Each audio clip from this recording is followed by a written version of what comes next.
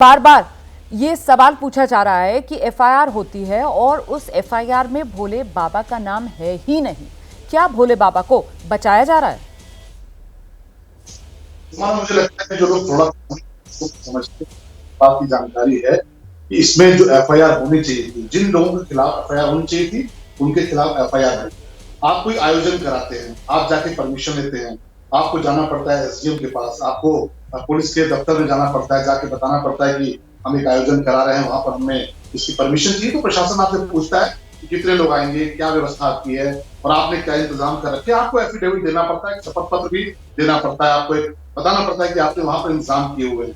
अब ये जो आयोजक होते हैं, अगर कोई हादसा होता है तो ये जो शपथ पत्र वो देते हैं, जो अपनी तरफ से आवेदन देते हैं, जो प्रार्थना पत्र देते हैं, वो प्रार्थना पत्र इसी बात के लिए होता है कि अगर कल को कोई इसके यहाँ पे कोई वाकया होता है आपकी लापरवाही की वजह से, तो आप इसके लिए जिम्मेदार माने जाएंगे। अब उस आयोजन में उन्होंने रोमाना जी को बुला लिया, उन्होंने अखिलेश प्रताप जी को बुला लिया, उन्होंने AK जैन साहब को बुला लिया। वो एक अलग विषय है कि कौन व्यक्ति है, लेकिन जो आयोजक है, जिसने ये पूरा आयोजन किया, जिसने पूरा कार्यक्रम किया, जिसने कहा कि हाँ हमें परमिशन चाहिए, तो कानूनी तौर पे सीधे तौर पे उसकी जवाबदेही बनती है। लेकिन भोला बाबा भी जिनकी आप बात कर रही हैं, वो भी जांच के दायरे से बाहर नहीं है। जांच हो रही है।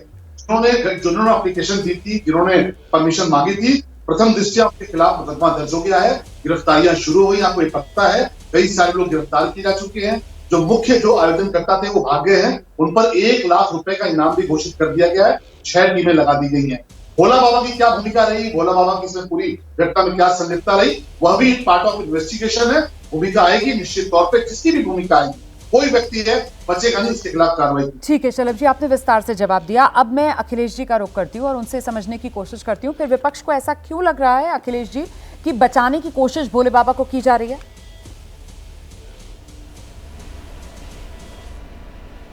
देखिए, ये तो आप भी ये बात को रख रही हैं। अगर ऑर्गेनाइजर दोषी हैं तो प्रशासन फिर क्यों नहीं दोषी है, या जिसके लिए ऑर्गेनाइज किया जा रहा है वो क्यों नहीं दोषी है? देखिए, बड़ा एक सिंपल सा प्रैक्टिकल नाम से रोमाना जी कि जो व्यक्ति, चाहे वो पॉलिटिशियन हो, चाहे सार्वजनिक जीवन का किसी भी क्षेत्र का हो, जब वो किसी कार्यक्रम को करता है तो उसके अतीत के हिसाब से प्रशासन ये अंदाज़ा लगा लेता है कि यहाँ पे कितनी बड़ी भीड़ आनी है, चाहे वो नेता का भी हो, चाहे ऑर्गेनाइज करने वाला का हो, या कोई सांस्कृतिक धार्मिक कार्यक्रम होता है, तो अंदाज़ा लगा लिया जाता है। उस हिसाब से जिला प्रशासन का भी ये कर्तव्य बनता है कि वो क्या क्या नाम्स बताए कि कैसे करना है और उसे चेक करता है। ऐसा नहीं कि परमिशन देखो घर बैठ जाता है।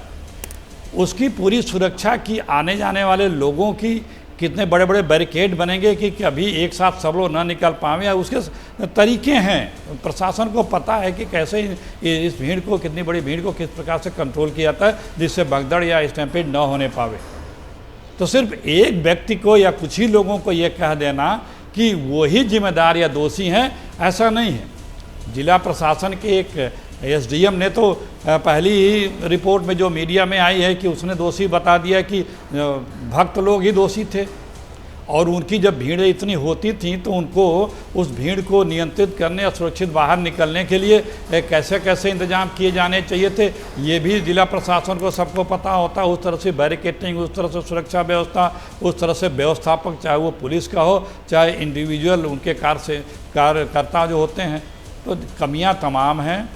बात दरअसल में ये है कि इतनी बड़ी घटना हो गई, न प्रशासन को इतनी बड़ी भीड़, और भीड़ जब अनियंत्रित हो या न होने पावे, उसके बाकायदा बचाव के इंतजामात से प्रशासन भी बच नहीं सकता। ठीक है कि आप अगर किसी चीज़ को परमिशन दे रहे हैं तो तत्काल उसमें तमाम टर्म्स होते हैं और उनको पता होता है, इंटेलिजेंस इनपुट भी होता है, और लोकल व्यक्ति है या बड़ा लीडर है तो पता होता है कि कितनी भीड़ आती नहीं, ऑर्गेनाइजर नहीं आ जाएगी। जिसके नाम पर कार्यक्रम ऑर्गेनाइज किया जा रहा है, मतलब वो भोले बाबा, और साथ ही जिन्होंने अनुमति दी प्रशासन, ये भी सीधे सीधे कटघरे में खड़े हुए नजर आ रहे हैं और इन पर अभी तक कार्रवाई नहीं की गई है। मनोज काका जी, आपको भी ऐसा लग रहा है क्या कि सरकार जो है वो भोले बाबा को बचा रही है, क्योंकि FIR में भोले बाबा का नाम नहीं है? मनोज काका।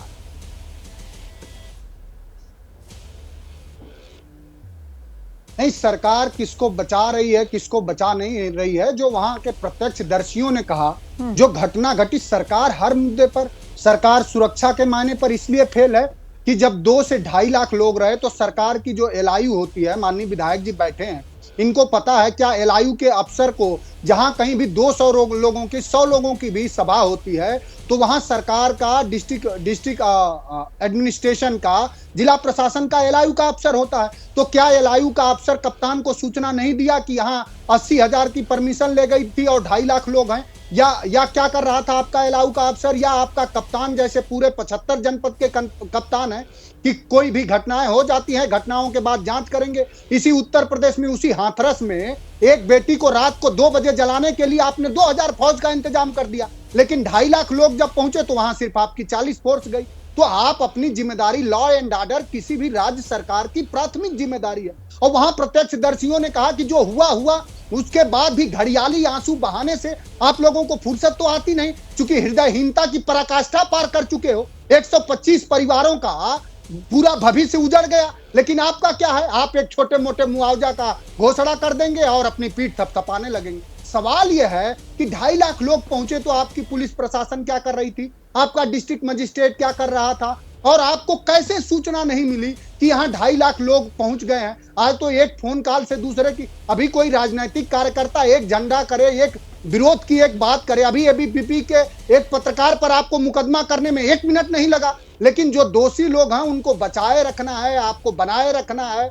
क्योंकि हर तरह के पाखंड का स्वयं भारतीय जनता पार्टी इस देश में पाखंड की पूजक है बीजेपी, तो वो पाखंडियों को बचाए ही रखना चाहते हैं। मनोज जी, सवाल तो ये है, क्योंकि इस पैनल में आप तीन जो हैं वो नेता हैं, राजनीतिक दलों के प्रतिनिधित्व है। एक सेकंड सर, एक सेकंड, पूरा समय आपको दिया, रुक जाइए ना, बाकी मेहमानों के पास भी मुझे जाना है। मेरा सवाल आप लोगों से ये था कि आपकी तरफ से पूरी तरीके से उत्तर प्रदेश सरकार, प्रशासन, उसको कटघरे में खड़ा किया जा रहा है, जमकर आप बीजेपी पर निशाना साध रहे हैं। लेकिन मैंने सवाल भोले बाबा को लेकर पूछा था।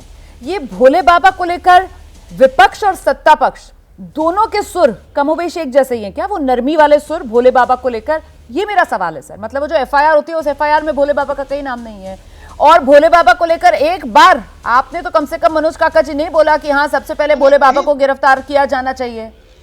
और बीजेपी ने दिखाई थी तस्वीरें सर भोले बाबा के सत्संग में आप ही की पार्टी के नेता अखिलेश यादव की भी, इसलिए सवाल और महत्वपूर्ण हो जाता है। इस पर जवाब दीजिए सर, भोले बाबा को लेकर पक्ष विपक्ष मिले हुए हैं क्या जी?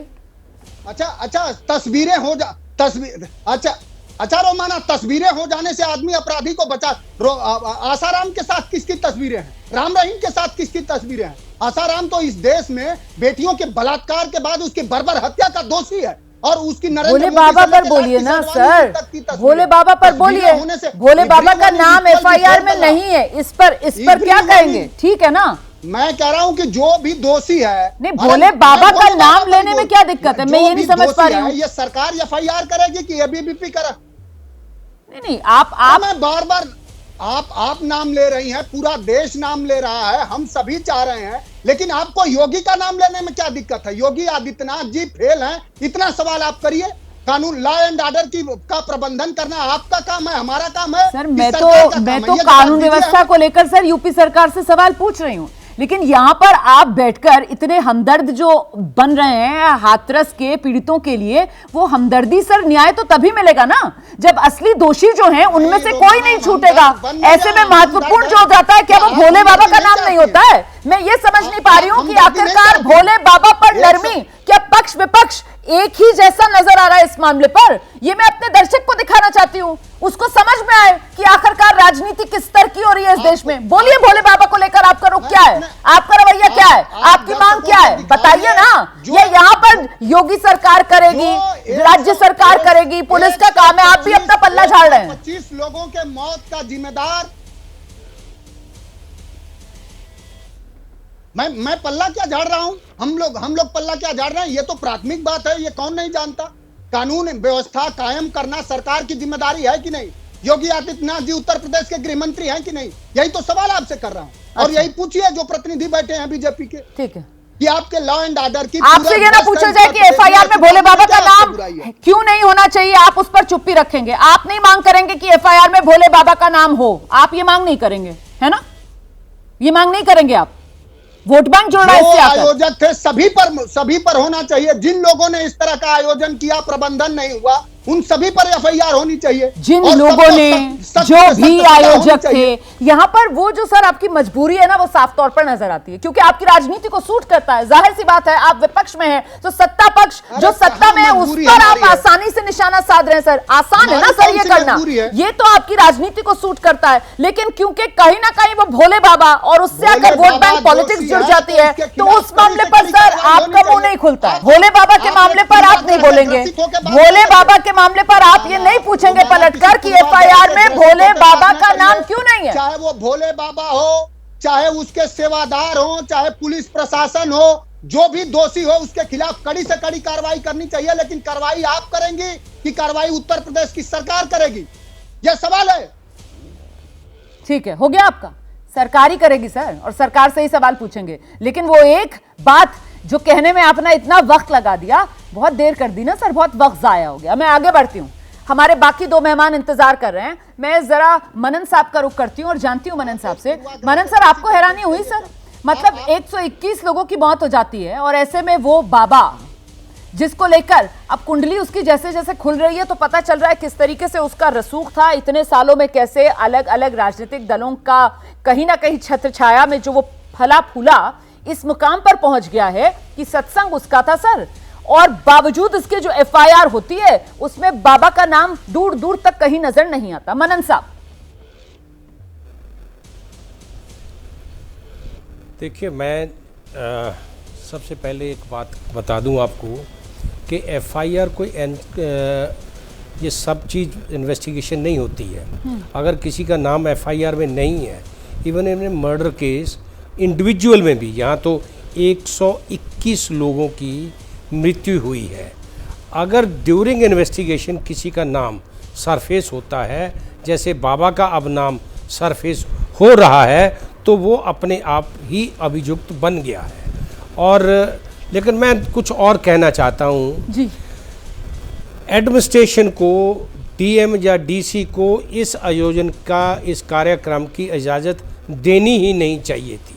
अगर दे दी थी तो उसका निरीक्षण करना चाहिए था कि कितना आदमी, 50,000 लाख, क्या वहाँ इनका जो मैनेजमेंट है उनके पास पूरे हर किस्म के वहाँ पे आदमियों का जाना आना, निकलना, बैठने का, पानी पीने का, या अगर कोई वहाँ पे दुर्घटना हो जाती है उस हालात में आदमियों को, औरतों को निकालने का कोई रास्ता है या नहीं है।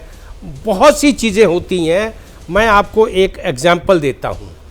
दिल्ली में राधा स्वामी का 50 लाख आदमी आता है लेकर आईआईटी से राधा स्वामी का जहाँ पे डेरा है वहाँ तक हर 100 गज पर ट्रैफिक का इंतज़ाम होता, उनके अपने वॉलंटियर्स होते हैं, पुलिस नहीं होती वहाँ पे। सारा काम एडमिनिस्ट्रेशन ने नहीं करना है, ये इंडिविजुअल प्राइवेट फंक्शन है, ये कोई गवर्नमेंट का कार्यक्रम नहीं था। ये बाबा को चाहिए था कि अपने जितने भी सेवादार थे, जहाँ अपना जो कार्यक्रम कर रहा था उस पर पूरे वॉलंटियर इस ढंग से लगाते कि किसी प्रकार की घटना ना हो। और सबसे विडंबना इसमें ये है, जो खबरें आ रही हैं, जैसे ही वहाँ पे स्टैम्पीड हुआ बाबा जी भाग गए वहाँ से। बाबा जी को रुकना चाहिए था, उनकी सहायता करनी चाहिए थी, रादर लोगों को ये रोकना चाहिए था कि आगे मत आओ और इस तरह से स्टैम्पीड ना करो। शायद उसमें 150 लोगों की जिंदगियां बच जाती। लेकिन इतने दिनों से कोई एनको आमिन और ये बाबा साहब, जो मैं कई बाबाओं के केस कर रहा हूँ, करे भी हैं। और अभी मेरे एक पैनलिस्ट ने नाम आसाराम जी का लिया, मैं उसकी बेल मैटर में सबसे पहले मैं ही लॉयर था। मैंने इनके अनुयायी देखे हैं। बाबाओं के जो अनुयायी होते हैं, ये इतने कट्टर अनुयायी, इतने मैं कह सकता हूँ कि जान भी दे सकते हैं उनके लिए। आपने राम रहीम जी का देखा, आसाराम जी का देखा, ना जाने और कितने हैं। लेकिन जितने भी ये आयोजन होते हैं ये प्राइवेट होते हैं, ये गवर्नमेंट के द्वारा नहीं होते हैं। एडमिनिस्ट्रेशन को दे सकते हैं हम दोष, लेकिन इतना दोष मत दो कि प्राइवेट किसी की कल को बारात निकलती है, 1000 2,000 आदमी होता, वहाँ कई बार देखा होगा हवाई फायर करते हैं, तो वहाँ का SHO उस चीज़ के लिए या DM उस चीज़ के लिए रिस्पॉन्सिबल होगा। ठीक है। तो इसमें सीधा सीधा बाबा मेन है, मैनेजमेंट प्रबंधक जितने भी थे, सेवादार गरीब बेचारे पकड़ लिए, शुरुआती उससे क्या सवाल होता से है की ना कि भाई बाबा मेन है बाबा, और वो जो FIR हो रही है उस FIR में बाबा का ही नाम नहीं है। और जिस बात का जिक्र अभी आप कर रहे थे, मुझे लगता है अरविंद सर के पास जरा चलते हैं दर्शकों को लेकर। अरविंद सर, न सिर्फ बाबा जी भाग गए उस समय, मतलब अगर वो जरा सा इनिशिएटिव ले लेते, जिस तरीके से हमारे जो रिपोर्टर्स हैं वो ग्राउंड पर हैं सर, जिन्होंने अपनों को खोया है, वो उन पीड़ित परिवारों के पास भी जा रहे हैं, और वहां पर भी जो पीड़ित परिवार हैं वो ये कह रहे हैं कि अगर एक बार बाबा जी माइक पकड़ के यही कह देते ना कि जहां हो वहीं रुक जाओ, तो ये भगदड़ नहीं होती, क्योंकि सब उनके श्रद्धालु थे। और जिस बात का जिक्र मनन सर कर रहे हैं कि साहब वो इतनी उनको फॉलो करते हैं, इतनी उनके लिए श्रद्धा होती है कि उनकी बात को वो ब्रह्म वाक्य मान लेते हैं। अगर एक बार बाबा जी वहां पर जरा सी कोशिश कर लेते हैं हालात काबू करने की, तो शायद ऐसी भगदड़ और इतनी जाने नहीं जाती। सवाल ये सर कि बाबा तो उस दिन भाग गया, और तब से लेकर आज तक बाबा कहां है किसी को नहीं पता है। ये डर दिखा रहा है बाबा का, बाबा को समझ में आ रहा है कि वो घिर तो गया है और बचेगा नहीं है वो कानून से। अरविंद सर,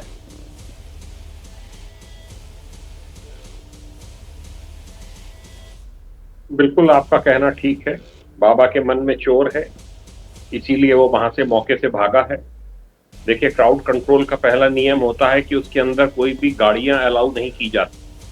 कुंभ मेले से पहले सब स्टेट्स को लिख के भेज दिया जाता है कि कोई VIP नहीं आएगा, आएगा भी तो पैदल चलेगा, आम दर्शनार्थी की तरह। इनकी गाड़ियां जो अंदर लाई गई, इनका जो फ्लीट अंदर लाया गया, इनके सेवादार धक्का दे रहे थे दोनों तरफ खड़े जो श्रद्धालु थे उनको, उसमें भी भगदड़ मची।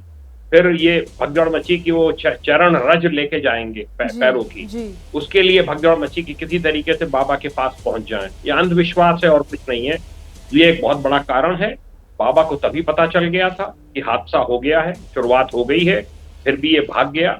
और ये इसके भागने का मुख्य कारण यही था कि इसको ये लगा कि मैं यहाँ पे घिर जाऊंगा। इनको वहां रुक कर पूरा कंट्रोल करना चाहिए था क्राउड को। अगर इनका इतना कंट्रोल है तो इनको वहीं रुकना चाहिए था।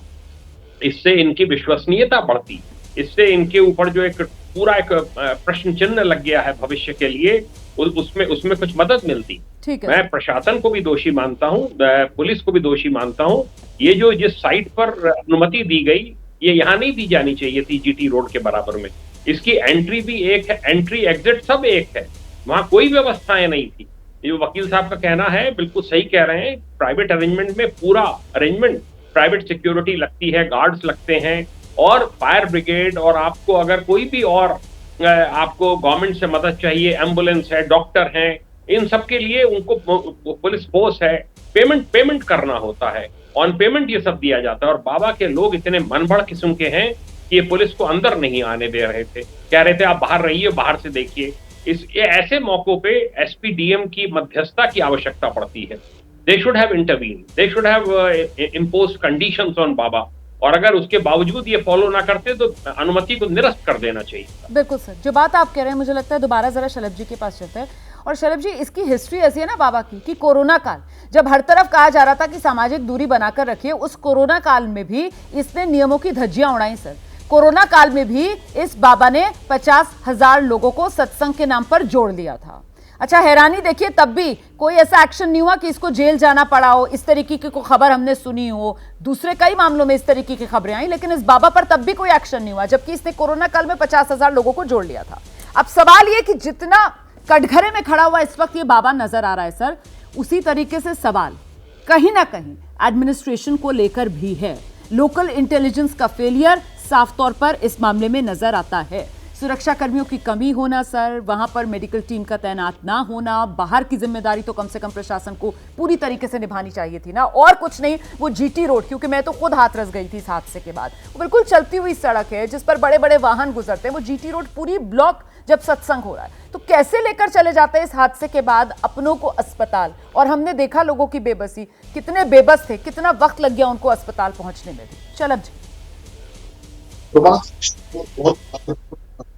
को लेकर आप दिखाया कि मुख्यमंत्री जी स्वयं मौके पर गए, पल पल की जानकारी लेते रहे जब तक वो नहीं गए, और एक पूरी की पूरी जुडिशियल इंक्वायरी सेटअप की थी। जिम्मेदार लोगों की अगुवाई में पूरी कमेटी बनी है, जांच हो रही है। अब उसमें भूमिका जो एसपी हैं उनकी कुछ गड़बड़ रही हो, डीएम की गड़बड़ रही हो, या एसडीएम की गड़बड़ रही हो, या एलआईयू के लोगों की भूमिका गड़बड़ रही हो, सारी चीजें जांच के दायरे में।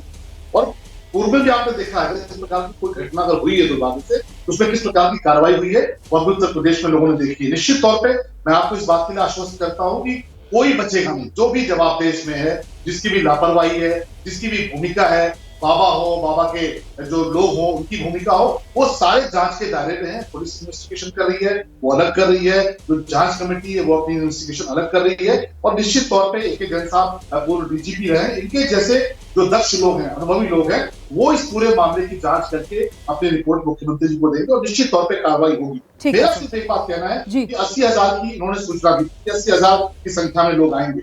80,000 की संख्या मानते हुए, क्योंकि ये कोई पब्लिक रैली नहीं थी, किसी लीडर की बात आई। अखिलेश जी ने कहा कि नेताओं की रैली होती है तो एलआईयू के लोग उस पर नजर रखते हैं, सही बात है। नेताओं की रैली होती है, फिल्म स्टार्स की होती है, क्रिकेटर्स की होती है, पर किसी बाबा की रैली उनका खुद का आयोजन है, उनका अपना एक संगठन है। उन्होंने कहा कि हम लोगों को आमंत्रित कर रहे हैं, उसमें कार्ड दे के बुला रहे हैं, हमारी संख्या ये है कि उसके अकॉर्डिंगली 80,000 लोगों के हिसाब से वहां पे व्यवस्था की गई। लेकिन जब वहां पे 2.5 लाख लोग पहुंच गए तो व्यवस्थाएं ध्वस्त हुई। एक कष्टकारी घटना हुई, एक दुखद घटना हुई जो नहीं होनी चाहिए थी। लेकिन इसके बावजूद जो भी जिम्मेदार होगा इसमें कार्रवाई होगी।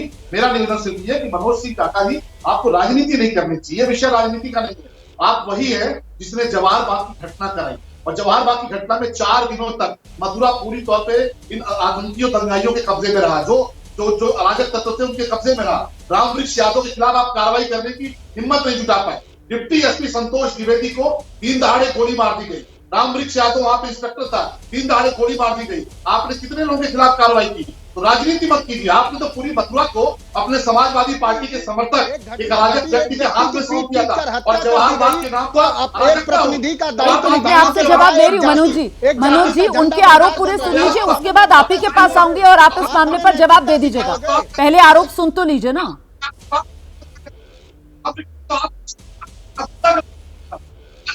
संपत्ति कब्जा कर रहा था, जवाहर बाग की संपत्ति कब्जा करने के लिए उसने डिप्टी एसपी कब्जा किया, इंस्पेक्टर कब्जा की।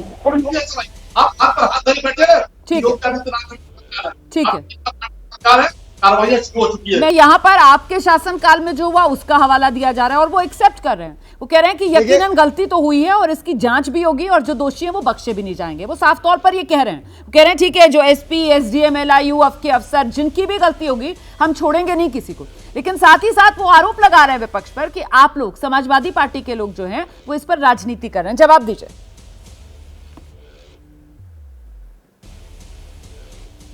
कैसी राजनीति कर रहे हैं? अगर लोगों की दुश्वारियां और लोगों के पीड़ा की बात कहना राजनीति है तो हम करते रहेंगे। 125 परिवार उजड़ गए और ये राजनीति और नैतिकता की दुहाई दे रहे हैं। देवरिया में इतनी दर्दनाक घटना घटी तो दोनों परिवार से मिलने के बजाय ये ब्राह्मणों का झंडा बरदार बन रहे थे और ये हमें नैतिकता सिखाएंगे एक प्रतिनिधि होकर के, और जातिवाद का झंडा चला रहे थे और ये हमें नैतिकता सिखाएंगे। समाजवादी पार्टी में जिस तरह से आप से भी कह रहे हैं कि जिस तरह से मुख्यमंत्री का फोटो चलाया जाता था, आज क्यों नहीं चलाया जा रहा? कि योगी आदित्यनाथ जी इस उत्तर प्रदेश के गृह मंत्री हैं, मुख्यमंत्री होने के साथ साथ उनका लॉ एंड ऑर्डर फेल है। अभी फतेहपुर में एक बेटी की सड़ती हुई लाश मिली, जवाब आया। उसी शाहजहांपुर में क्या हुआ, जवाब आया। उसी हाथरस में क्या हुआ, जवाब आया। लगातार उत्तर प्रदेश में आपकी कानून व्यवस्था ध्वस्त है, क्योंकि हर जगह आपका जातिवाद चल रहा है। किसी मेरिट के आधार पर किसी अफसर की नियुक्ति नहीं हो रही है। तो जब जातिवाद चलाओगे, मनुवाद चलाओगे, सिर्फ अपने लोगों के हर तरह के गुंडई को संरक्षण दोगे तो यही होगा। ठीक है, जब बात जो है वो यहाँ पर हाथरस पर हो रही है, बात यहाँ पर ये हो रही है कि साहब हाथरस के जो पीड़ित हैं उनको इंसाफ कैसे मिले, और यहाँ बात कहाँ से कहाँ चली गई। मुझे लगता है दोबारा से जरा प्लीज टॉपिक पर आते हैं और जरा गंभीरता से चर्चा करते हैं। मैं अखिलेश जी का रुख करती हूँ। अखिलेश जी, मैं आपसे जानना चाहती हूँ, हमने देखा आज राहुल गांधी जो है वो पीड़ितों से मिले। सर, वो पहले अलीगढ़ गए और उसके बाद वो हाथरस गए, और इसके बाद जब वो मीडिया के सामने आए तो उनकी तरफ से कहीं ना कहीं प्रशासन को कटघरे में उन्होंने साफ तौर पर खड़ा किया कि साहब चूक हुई है प्रशासन से। और एक और महत्वपूर्ण बात जो उन्होंने कही वो ये कि जो पीड़ित हैं वो बहुत ही गरीब परिवारों के लोग हैं। ऐसे में अपील उनकी तरफ से की गई कि वो मुख्यमंत्री योगी आदित्यनाथ से ये अपील कर रहे हैं कि मुआवजे की राशि बढ़े। इसे किस रूप से देखा समझा जाए इस बयान को राहुल गांधी के? अखिलेश जी, विस्तार दीजिए। देखिए, निश्चित रूप से बहुत गरीब परिवार से हैं और उनके ये जो क्षति है, ये सृष्टि में इसको कोई पूर्ण नहीं कर सकता है। जिन लोगों ने अपने परिजनों को खोया दोबारा वापस नहीं आ सकते। तो सरकारों को संवेदनशीलता के साथ बड़ा दिल दिखा करके इस पीड़ित परिवार के साथ आना चाहिए। जैसा कि राहुल जी ने भी कहा, हमें इनकी सहायता अधिक से अधिक जितनी सरकार की क्षमता बन सके वो करनी चाहिए। दूसरी बात, जहाँ पे भी क्राउड होता है, सरकार या प्रशासन नहीं बच सकता कि उसकी जिम्मेदारी नहीं है। कांवड़िए चलते हैं, प्रशासन उनकी व्यवस्था करता है कि सुचारू रूप से वो चलें और ट्रैफिक भी नियंत्रित हो और लोग भी नियंत्रित होकर चलें। मेला लगते हैं, अभी इसी सावन में मेले लगेंगे और जगह के मेले लगते हैं। जिला प्रशासन आता है, बैरिकेटिंग का रास्ता बताता है मंदिर प्रशासन से मिलके कैसे लोगों को जाना, कैसे करना है। तो ये कह देना कि प्राइवेट है, सरकार से मतलब नहीं, पूर्णतः हम इससे असहमत हैं। एक और बड़ी बात, रोमाना जी, इस हादसे ने परिजनों को तो खोया है, इस सरकार की स्वास्थ्य व्यवस्था और हमारा क्राइसिस मैनेजमेंट व्यवस्था को तार तार कर दिया है। कहीं न बेड थे, न कहीं डॉक्टर थे, न कहीं कोई सुविधा थी। चाहे पीएचसी हो, चाहे सीएचसी हो, चाहे डिस्ट्रिक्ट हॉस्पिटल हो, डॉक्टर नदारत, ट्रॉमा सेंटर में कोई सुविधा नहीं, मेडिकल वैन नहीं, डॉक्टरों के लोकल स्तर पे कोई व्यवस्था नहीं। ये बहुत बड़ा उजागर हुआ है, तमाम मीडिया में भी आया है। अधिकारियों को जितना त्वरित गति से जहाँ पहुँच करके काम करना चाहिए वो नहीं हुआ, सब इजी गोइंग में चलता चला गया। तो ऐसा आप नहीं कह सकते कि प्रदेश सरकार या प्रशासन की कोई भूमिका नहीं है। ये बहुत बड़ा फेल्योर इन लोगों का था। बहुत सी जानें बच सकती थी, बहुत से घायलों को और बेहतर उपचार मिल सकता था। प्रशासन भीड़ को नियंत्रित करने के लिए जो बाड़े बनाए जाते हैं, रास्ते हम लोग तो प्रोग्राम कराते हैं, प्रशासन बताता है कितना लंबा चौड़ा आपको एक एक बैरिकेड बनाना है, इस तरह से निकलना है, वीआईपी जिधर से आएगा उधर से कोई पब्लिक नहीं जाएगी। ये सब हम लोग को रोज़ प्रशासन बताता है। चाहे तो क्या इन लोगों को नहीं बताता होगा कि जिधर से वीआईपी जाएगा उधर से पब्लिक नहीं जाएगी, या जिधर से भीड़ आएगी उसके कई रास्ते होने चाहिए, गाड़ी की पार्किंग कितनी दूर होनी चाहिए, ये तमाम तरीके बताए जाते हैं, रेस्क्यू के लिए बताए जाते हैं। तो ये तो सारी व्यवस्थाओं का विषय है।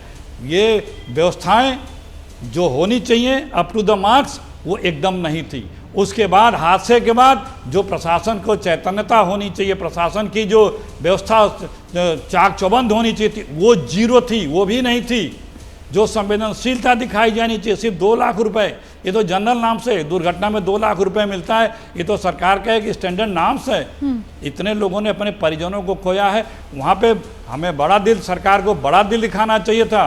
और तो और इस तरह के आयोजनों में शलभ जी तत्काल निष्पक्ष भूमिका निभाते हुए। शलभ जी जवाब दीजिए, जो अपील की गई है राहुल गांधी की तरफ से, क्या मुआवजे को लेकर सरकार की तरफ से कुछ विचार किया जा सकता है? क्योंकि वाकई में सर बहुत गरीब तबके के लोग हैं जिन्होंने अपनों को खोया है और अपना सब कुछ अपनी आंखों के सामने वो उजड़ता हुआ देख रहे हैं। और दूसरी बात ये सर, जिसका जिक्र अभी अखिलेश जी भी कर रहे थे कि साहब हादसा कैसे हुआ, भगदड़ कैसे मची, बिल्कुल इसकी तो जांच और वो प्रारंभिक रिपोर्ट भी मुख्यमंत्री योगी आदित्यनाथ को सौंप दी गई।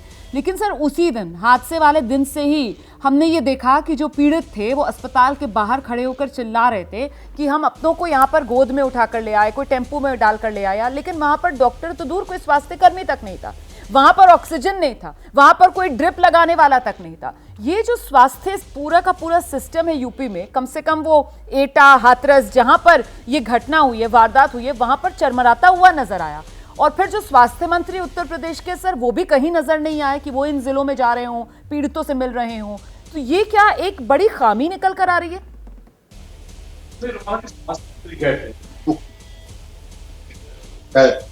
आप नहीं देख पाए होंगे, ब्रजेश पाठक जी ने स्वयं जाके दौरा किया था, मुख्यमंत्री जी गए थे, उसके बाद ब्रजेश पाठक जी गए थे। और जहां तक बात स्वास्थ्य सेवाओं की बात है, अखिलेश जी मुझसे वरिष्ठ हैं, मुझसे पहले विधायक रहे हैं, इनको भी पता है कि पीएचसी होती है, सीएचसी होती है, जिला अस्पताल होता है। जो हाथरस है वो पीएचसी और सीएचसी के सेंटर का जिला है। वहां पर मुझे लगता है कि जितना सेटअप होना चाहिए उतना सेटअप था। अब एक हादसा हुआ है, घटना अचानक हुई, उस घटना में अचानक हजारों की संख्या में लोग पहुंचेंगे, तो अस्पताल में जो बेड उपलब्ध थे उसके हिसाब से डॉक्टरों ने मेहनत की, जो जितना वो दे सके तो उन्होंने देने का प्रयास किया।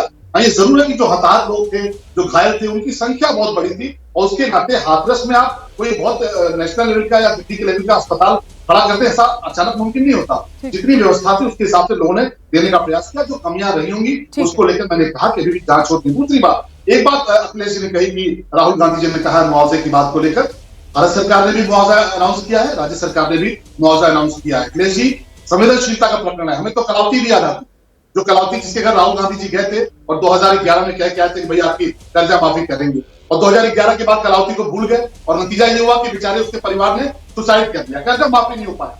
तो मेरा कहना है कि इसको पॉलिटिकल टूरिज्म नहीं बनाया जाना चाहिए। बहुत ही संवेदनशील प्रकरण है। कलावती का विषय बहुत उठा था जिसको राहुल जी भूल गए। मैं कहना चाहूंगा मनोज सिंह काका जी से, आप कैसी बात करते हैं? कुंभ का आयोजन 7 साल से हो रहा है योगी आदित्यनाथ जी की सरकार में, और रिकॉर्ड बनाए कि कुंभ में जितने लोग आए उतने कभी नहीं आए थे। बिल्कुल रिकॉर्ड बनाए, गिनीज बुक ऑफ रिकॉर्ड में है। कभी भगवान की कृपा से कोई हादसा नहीं हुआ।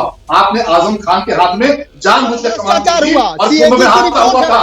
कुंभ में हादसा हुआ था, आजम खान के हाथ सबसे बड़ा भ्रष्टाचार हुआ। सबसे बेहतरीन कुंभ 2012 और 13 में हुआ, जो समाजवादी पार्टी की सरकार में हुआ। कुछ पता ही नहीं। अभी कुंभ में कल की रिपोर्ट बता रहे हैं, वहां का एक अफसर हमें बता रहा था कि 3200-3300 की लाइटें 10-10 हजार में खरीदी जा रही है। एक सेकंड, अभी एक जो सेकंड, कुंभ का मनोज जी जो मेरी बात आयोजन सुनिए, चल रहा है, मनोज जी जो मेरी बात 17,000 सुनिए, करोड़ रुपए का मनोज जी बजट मेरी है, बात सुनिए, उसमें भारतीय जनता मनोज जी पार्टी मेरी के बात नेता से सुनिए, लेकर मनोज अफसर तक जी, लूट कर रहे हैं। मनोज जी मेरी बात सुनिए सर। जो शलभमणि त्रिपाठी हैं वो स्काइप के जरिए हमारे साथ जुड़े हैं। आप खुद ही देख रहे होंगे कि उनकी दिक्कत आ रही है, उनकी आवाज वैसे ही बहुत कट कट कर आ रही है सर, उनकी बात समझने में वैसे ही बहुत दिक्कत आ रही है। अगर आप लगातार बोलते रहेंगे सर, उनकी बात बिल्कुल भी सुनाई नहीं पड़ेगी। उनकी बात खत्म हो जाए, मैं आप ही के पास आ रही हूं, आप आराम से जवाब दीजिएगा। सर मेरा आपसे सवाल यह है कि वो जो आपने हादसे वाली बात कह दी, ये हादसे के जानबूझकर भी करा दिए जाते हैं क्या सर? क्योंकि ये जो इस भगदड़ वाले मामले में शुरुआती रिपोर्ट आ रही है, उसमें भी साजिश की आशंका जताई जा रही है। इसका मतलब किसकी साजिश? यहाँ बड़ा जानकार लोग साहब बैठे हैं, वकील साहब बैठे हैं। जब तक कुछ आपके सामने ना आ जाए, आप सारे चिन्हों को, प्रश्न चिन्हों को लेकर चलते हैं। ये हादसा भी हो सकता है, ये साजिश भी हो सकती है, कुछ भी हो सकता है। जब तक हमारे हाथ में कुछ नहीं है, जो बाबा है वो गायब है, तमाम सारे मुख्य आयोजन करता उसमें गायब है, उन पे 1 लाख का इनाम है। हो सकता है साजिश भी रही हो सकता है इसके पीछे कोई कारण भी रहा हो। लेकिन मनोज सिंह काका जी, आप जाते जाते जवाब दीजिएगा कि आजम खान के हाथ में कुंभ की कमान देकर आपने कुंभ को तबाह क्यों किया, कुंभ में स्टैंपिंग क्यों कराई? क्या आजम खान के अलावा कोई और मंत्री? सर ये बहुत गंभीर आरोप आपने लगा दिए कि इन्होंने स्टैंपिंग कराई, भगदड़ समाजवादी पार्टी ने कराई, ये गंभीर आरोप आपने लगाए। अब आइए मनोज काका जी जवाब दीजिए, आरोप पर जवाब दीजिएगा सर प्लीज जी। देखिए, आरोप पर ही जवाब है। जिसका जैसा चरित्र रहता है वो दूसरे पर इसी तरह का आरोप लगाते हैं। क्योंकि इनका चरित्र हमेशा से पाखंडी को, राम रहीम को, आसाराम को, बलात्कारियों को संरक्षण देने का रहा है, उनको पूजने का रहा है। इनके संज्ञान हेतु बताना चाहेंगे, जब 2012-13 में कुंभ का आयोजन समाजवादी पार्टी की सरकार में इलाहाबाद में हुआ, साहब आपके संज्ञान हेतु बता रहे, थोड़ा ध्यान से सुनिएगा। हार्वर्ड में उस पर रिसर्च हुआ और दुनिया की बेहतरीन यूनिवर्सिटियों ने पूछा उत्तर प्रदेश के अखिलेश यादव की सरकार ने कि कैसे आपने इतने बड़े मास को, मैनेजमेंट को प्रबंध किया और इतने कई करोड़ों लोग आए और गए। उस पर एक किताब है, मैं आपको भेंट कर दूंगा अगर आपकी इच्छा होगी। लेकिन सवाल यह है कि आप जैसे हाथरस के बेटी के बलात्कारियों के साथ रहे, आप जैसे उन्नाव के बेटी के बलात्कारियों के साथ रहे, वैसे आज आप भी 125 परिवारों के हत्यारों के साथ खड़े नजर आ रहे हैं और आप पूरी तरह से कानून व्यवस्था ध्वस्त है। उत्तर प्रदेश की सड़कों पर बेटियों की लाशें सड़ती हुई मिल रही हैं, जो बेटियों की हत्या करके, मैं खत्म कर रहा हूं, फतेहपुर में एक बेटी की, अब आप दोहरा रहे हैं ना, आप बता चुके हैं फतेहपुर वाला मामला। आइए अखिलेश जी, अखिलेश जी आइए प्लीज, क्या रखना चाह रहे हैं सर आप अपनी बात जल्दी से? अखिलेश जी प्लीज आइए, हमारे भी बात का संरक्षण दीजिए। देखिए उनको इतना आप जी, अखिलेश जी आइए। रोमाना जी प्लीज रोमाना जी, अगर राहुल गांधी पीड़ित के घर चले जाएं तो बीजेपी वालों के पेट में दर्द होने शुरू लगता है। जो काम सरकार को करना चाहिए वो नहीं करेंगे। हम प्यार से बात कर रहे हैं, उल्टा झूठा लांछन लगाएंगे। अरे भाई, आप लोग इस तरह की हरकत करते हैं मेरे भाई भाजपा के लोगों। लकड़ी पॉलिश करने वाला विधानसभा में 30 ग्राम पॉलिश मिला था और बता दिया था कि ये वो TNT है जिससे पूरी विधानसभा उड़ जाएगी, और फिर पाकिस्तान से लिंक जोड़ दिया। ट्रेन हादसों नॉर्मल हुआ, बता दिया कि षड्यंत्र है। कुछ भी होता है बता देते हैं षड्यंत्र है। आप इमेजिन कर लीजिए 1 मिनट के लिए, अगर यही हरकत, यही हादसे किसी अन्य धर्म के धर्मगुरु के समय हो गया होता तो आज क्या हालत होती, यहाँ की सरकार क्या करती होती। कोरोना भूल गई हैं आप, ये सरकार सोई हुई थी, लोग तरस रहे थे डॉक्टर के लिए, बेड के लिए, ऑक्सीजन के लिए। अगर कोई कह दे रहा था कि उपलब्ध नहीं है तो उस अस्पताल को, उसके डॉक्टर को, उसके मालिक को जेल में बंद कर दिया जा रहा था कि तुम सरकार की निंदा कर रहे हो। हजारों लोगों ने अपने परिजनों को खोए हैं और बीजेपी की सरकार आपदा को अवसर में बदल करके उसमें पैसे लूट रही थी। भाई जिम्मेदारी है तो जवाबदेही है, जवाबदेही है तो आपको बताना पड़ेगा। प्रश्न आपसे होंगे, बुनियादी बात है कि जिम्मेदारी है तो जवाबदेही है, और जवाबदेही है तो वो जवाब जो है वो देश के सामने आना चाहिए। और जब सरकार अच्छे काम करती है सर, चाहे कुंभ मेले का सफल आयोजन हो या फिर कांवड़ यात्रा सफलतापूर्वक सुरक्षित अंदाज में पूरी होती है, तो सरकार किसी की भी हो सर, हम मीडिया वाले तो दिल खोलकर तारीफ करते हैं। और अफसोस इसी बात का है कि यहां पर मंगल के लिए गए थे लेकिन अमंगल हो गया, सत्संग में शामिल होने के लिए गए थे लेकिन 121 परिवार जो हैं वो हमेशा के लिए उजड़ गए। कम से कम जवाबदेही और जिम्मेदारी तो तय होना ताकि आगे के लिए एक मिसाल ही बन सके।